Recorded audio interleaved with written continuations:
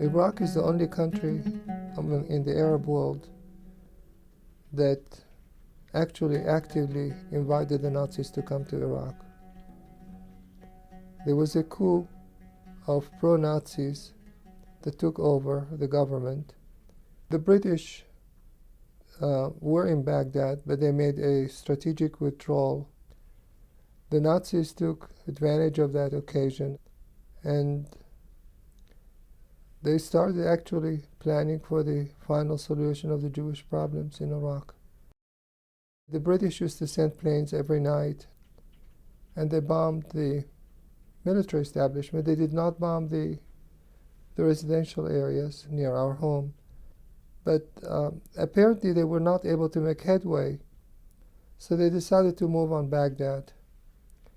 And the new government that took over escaped.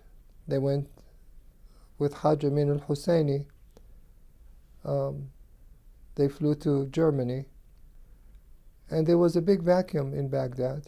The British chose to stay at the outskirts of Baghdad.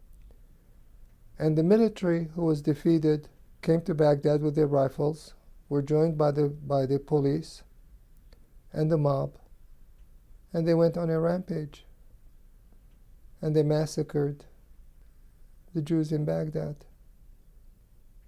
I remember those 2 days were terrifying.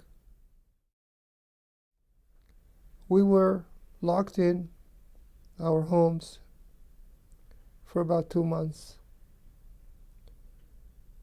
And when the word came out that Hajj Amin al-Husseini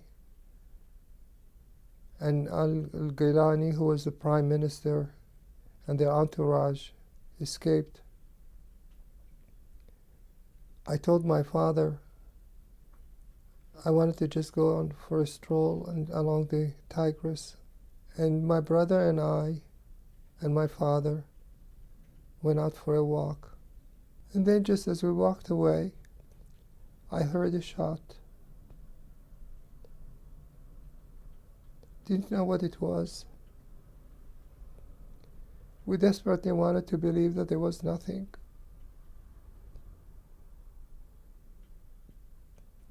I held my father's hand tightly, and I looked at my brother, and he looked very worried. But we continued walking. And then there were the shots of a machine gun. And we knew something was wrong. We hurried back to our home.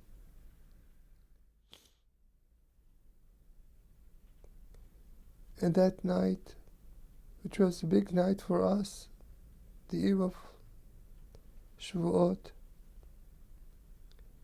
we slept on the rooftops during the summertime. We went up, and everything looked deserted. The following day, the synagogue was shut down. Then the telephone call came from Aunt Rachel, and she said that there were bad news that Jews were being slaughtered. And then we heard the shots, and we heard the voice of the mob getting close. I never felt as helpless.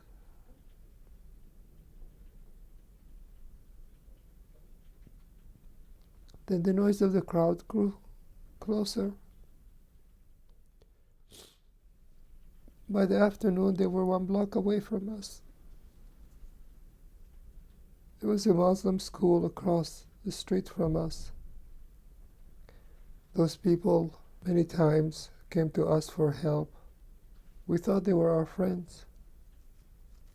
They sat outside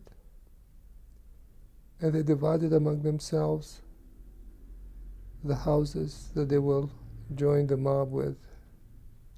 Two of them selected our house. It looked like the end was near. And then all of a sudden we heard the trotting of horses. They came to our street. It was the battalion that was faithful to the king, that was sent by the British regent. And it took days before we got out of our homes. No one dared to get out.